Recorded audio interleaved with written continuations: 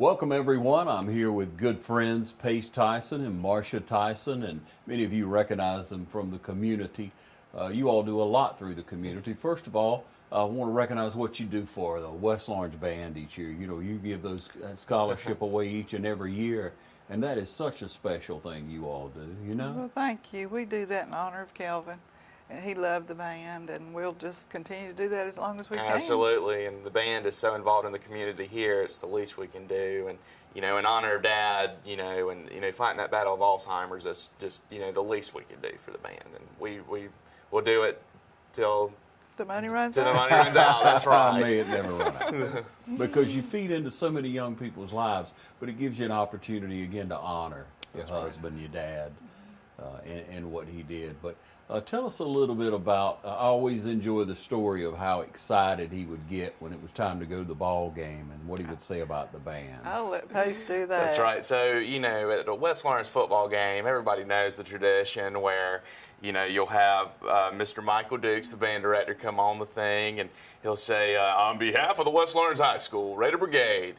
I could see Dad. He had this spot right in the top right, and he would just light up. He would be so excited for the band to come on. He loved the music. The show entertained him like it does everyone else. Yeah. And it was just one of those things that with his disease, he didn't forget that. He always enjoyed the music. Yeah. So the West Lawrence Raider Brigade and just the whole Friday Night Lights, he enjoyed it. And so as the Alzheimer's progressed for him, that was one thing that never went away. Yeah. So it's been a big part of our lives. Yeah, absolutely. Yeah. And you giving back in some way to the young people in honor of him and what the band meant to him throughout that time. And we're speaking to you today really around the month of July because of Alzheimer's awareness and our telethon we do this time of year for the Lighthouse on Bellevue. And the Lighthouse is an adult daycare if you're not familiar with it. You all had a little experience with the daycare. Did you not? Tell us about that. We did. Actually, I worked in that building for a long time when ATF was here. Yeah. So that was home to me, and I would go in there and when they came and play the piano a little bit and just interact with the folks there. It's just a great place. Yeah. And the daycare allows some time to yourself as a caregiver. It allows the caregiver of someone with Alzheimer's a little time to go and run, shop errands, maybe just have some quiet time, whatever the case may be. And they're available for you Monday through Friday. Throughout the day, you report by 10 o'clock, and throughout the day they give nutritious meals. They're there to help in many ways. But let's talk a little bit about the onset of Alzheimer's in your life, if you'd share that with us. Can you recount that for us, Marsha? I can. I began seeing a little different, attitude with Kelvin, and I thought, well, what's going on? And he said he didn't want to be a CPA anymore. He didn't want to say he couldn't remember how to be a CPA. Yeah. And so we just pretended like everything was fine. We brought him home. We played, we laughed, didn't we? And we would deflect. Like I remember one morning he went into our closet to get the pants he wanted to wear that day. He couldn't find them. And I heard Pace say, "Mom, have you hid Dad's pants again?" And just made him laugh. You remember that? Right. We would always deflect so he wouldn't feel like, oh, I've lost something. Right. And we just learned to do that in every situation. That's right. Made the best of it. We did. And he would laugh and just have the most fun. We took him out to eat. We took him on cruises. We took him everywhere we could as long as we could. And then it became time to go to an assisted living facility because he was traveling all across the nation with me with my job, and the VA found out about it and told me if I wanted a job, he had to stay home because it was a liability for them. Sure. And I didn't want to leave him home, but he went to Sheridan, then now Brookdale, and he thrived there. He loved it. And his brother was also diagnosed and came there to live, and they enjoyed each other's company. What's some of the things you learned from the onset of the dementia and when you first realized it? About how long did that take to show up to you, Marsha? I think I was in denial for a little while. I bet. It was really hard to say. I knew that some family members, in fact, we've lost 11 family members to Alzheimer's now. Lord. knew that that was in the family, but he was so young and so vital, I just didn't want to believe it. And how old was he? On the He was onset? 53 when he was diagnosed, and he was was. 57 when he passed away. So it was about a 4-year span that from his diagnosis to his death that he, you know, it was just it was one of those things that was so rapid. He was so young. It declined so fast for him, you know, with early onset. You know, I think whenever he was diagnosed, we were given a statistic is about an average of 4 to 5 years with early onset Alzheimer's, that from the time they're diagnosed, they'll probably, you know, it was very sad, but, you know, they're making great strides now to prevent that. So, So what did you learn in that process? You kept a good attitude, and I commend you. I mean, it makes your heart feel good that you can be such an example to people that, hey, make it as lighthearted as you can, because it is what it is. Well, I had a child that was in the 11th, 12th grades. He should have been really enjoying that time. Right. And I meant he was going to do it, and he did. Yeah, He had a wonderful time. And people would say to me, "How do you smile through all this?" You do what you got to do. Yeah. that's right. How was it for you, Pace?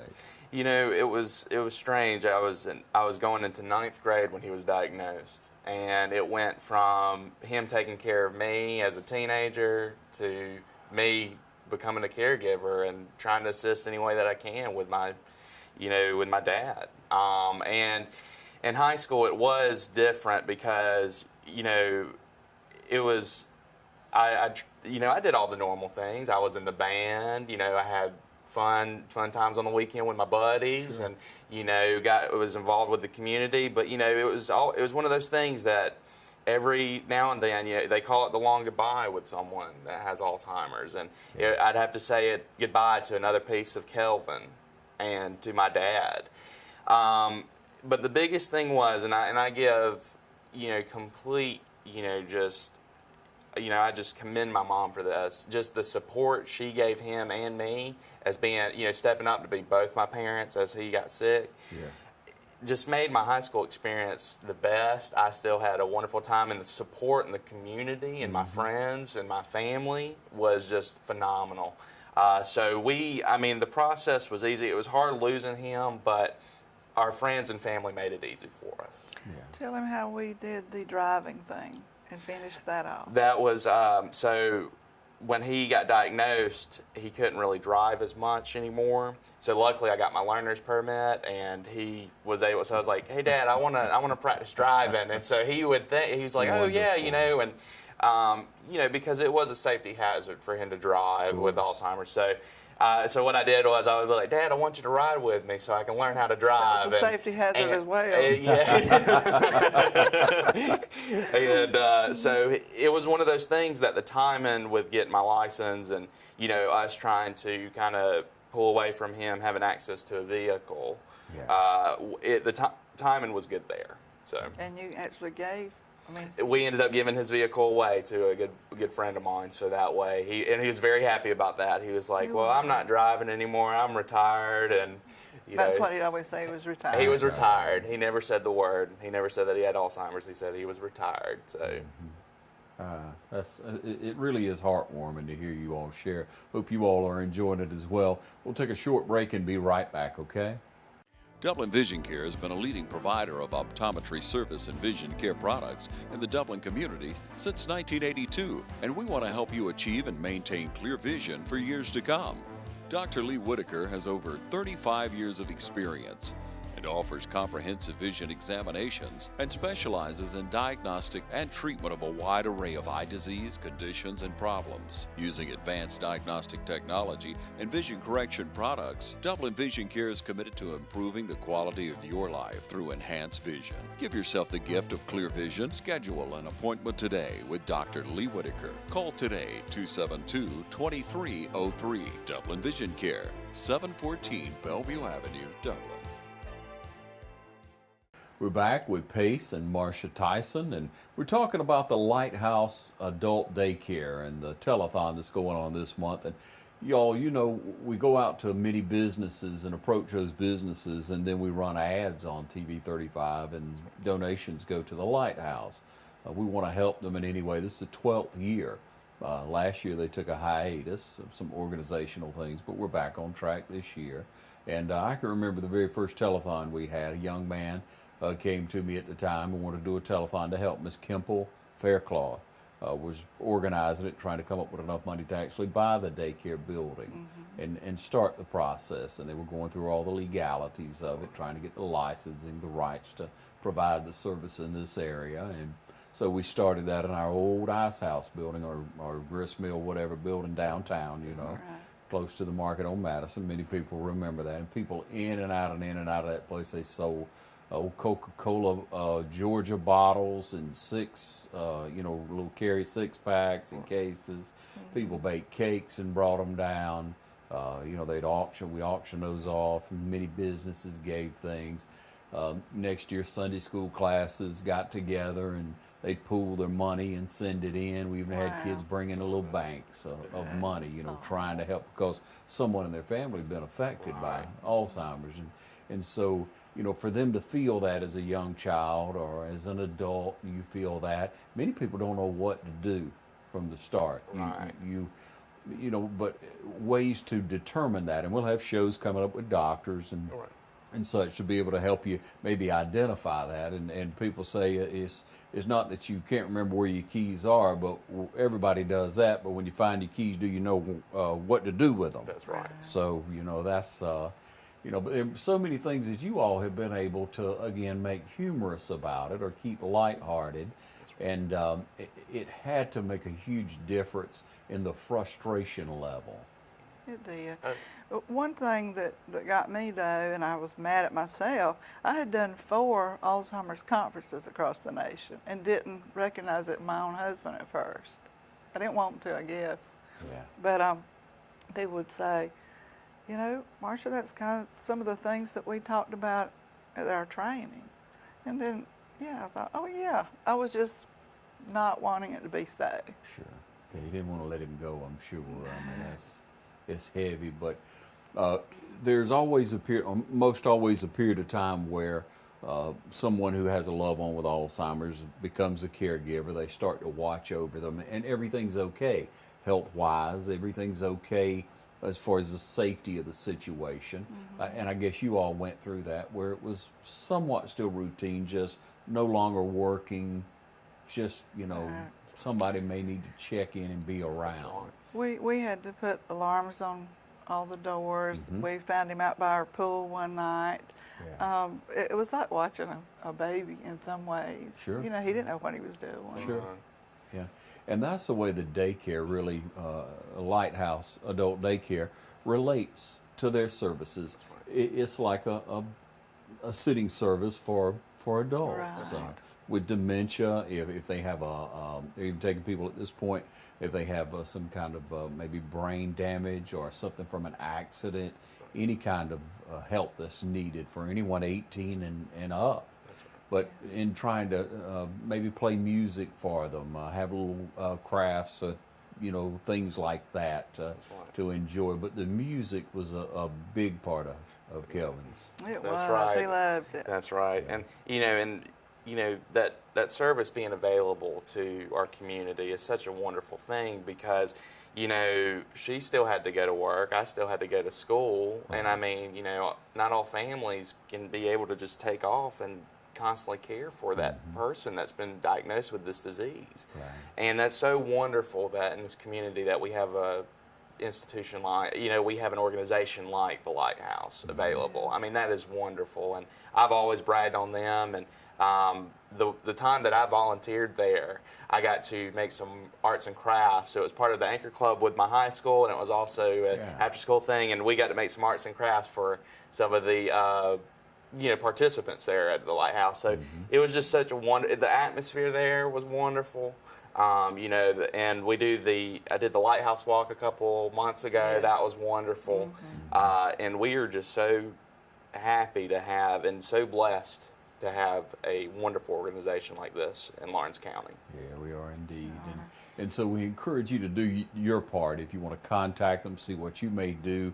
Again, if you have a Sunday school class, a civic club, if you have a business, you want to contact us. And again, the ads go toward, or you don't even have to place the ad. Some people say we just like to make the donation to the Lighthouse because other communities around us do not offer this service. That's right. That's right. I had a good story that kind of goes along with the way you all approach things, in that family's father would go to the Lighthouse and the daycare each day, and he always during life stopped by the coffee shop, got him a coffee on the way to work, and so he'd always say, "Am I going to the coffee shop? You ready to go to the coffee shop? Y'all ready?" And then off he would go.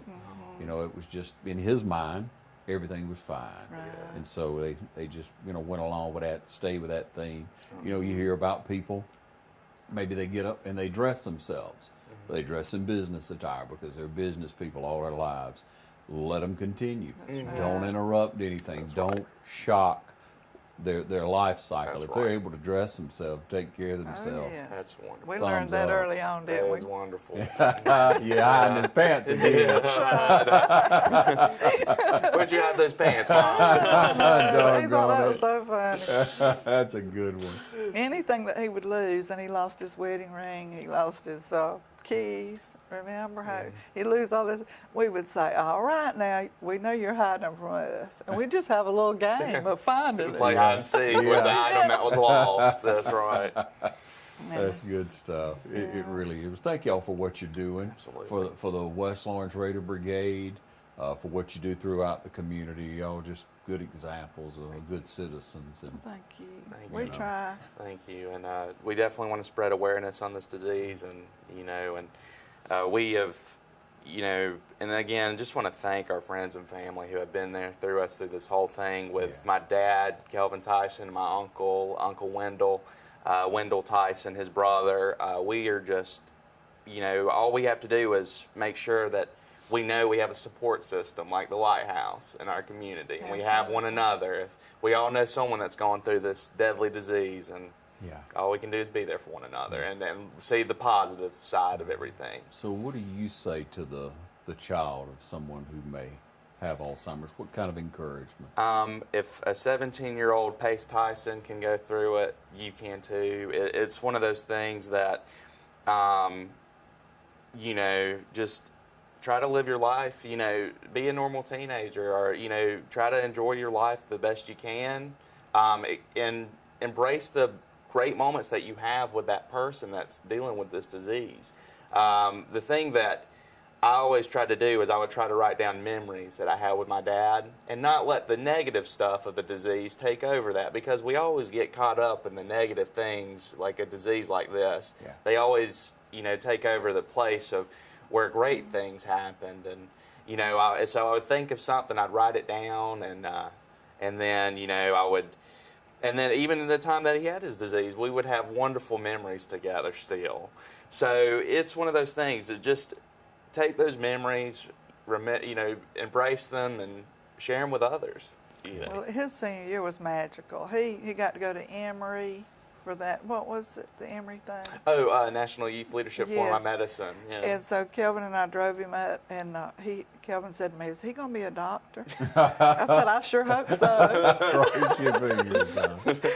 So all kind of things like that. He just loved it. Anything Pace was doing, he was right in there. Yeah. Dad was always still involved no matter what. And you So were I got to too. ask you, are you a good driver, an excellent driver? Oh, now, since absolutely. Clean driving record. You, know, you give all the credit to your wouldn't say- dad. my Don't tell that part. my wife and I were coming from Savannah yesterday, and I was going about 65 on the interstate, and she said, "Honey, you can go a little bit faster." And I'm just such a cautious driver now. She really is. So Sound like a typical male. that's right. That's right. So it's one of those things that you and Dad taught me well, and Well, I'll have to say he stepped up at an early age and did things that I couldn't have dreamed of doing at that age. But I'm just so proud of him.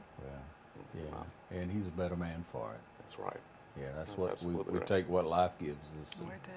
make the best of it. Now, what would you say to a spouse out there that may be looking at a husband or wife, what have you, someone with a dementia, a parent? I have talked with several people in that situation, and I just said, live your life, do the best you can, keep everything as normal as you can. And that's what we did. When we took him on the first cruise, people said to me, "Are you crazy? We only lost him once on that cruise." Once when you got there, then you found him when you Yeah, started. that's right. But he heard some music, and if he ever heard music, he went and sat down. You remember, and Danny Wozniak That's right. found him. He went and sat down in the lobby where the jazz was playing. We had no idea where he went. He had walked off, and I was almost running through the ship screaming at that point, but we found him, and he was just as happy as could be, and we didn't make a big deal out of it. Just sat down with him and enjoyed the music. that's right. Yeah. You learn to follow the music. Huh? You do. That's right. Yeah.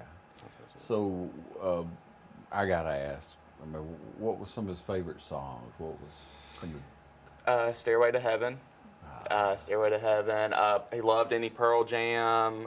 Really, that whole 70s and 80s rock he was a big fan of. So I've got some of his old tapes of Jimi Hendrix, Leonard Skinner, Pearl Jam, the Beatles, all that kind of stuff. He just and he loved jazz too. He loved smooth jazz. We actually went on one weekend to a Leonard Skinner thing and to a Florida Boys thing the same weekend, because I like gospel music. He liked this off the beat stuff. Yeah. And people say, "You going to those two things? That doesn't match, Marsha." But we did it. and it worked? It worked. right. Sure did. Yeah. Well, again, thank y'all so much. Thank you. For sharing with us and sharing with everyone and encouraging them to be a part of the Lighthouse That's right. Telethon, to do what you Absolutely. can now, or if you look, I think October, or I know October is when they, the 4 dealerships in Dublin, Lawrence County, pool together and purchase a used vehicle, a used truck, and then they sell tickets for that. So Yes. people will be looking for that. Buy those tickets in the future, but do what you can for Absolutely. them. And if you can volunteer to go down and take your Sunday school class or your youth choir, or if you got a That's a kid good who plays idea. the That's right. piano or the guitar, likes to sing, it'd be a blessing to those That's right. people, wouldn't it? Absolutely. That's right. Yeah, yeah. Thanks again, y'all. Thank you for Thank having you for us. having us. Yeah. Thanks for joining us right here on TV 35.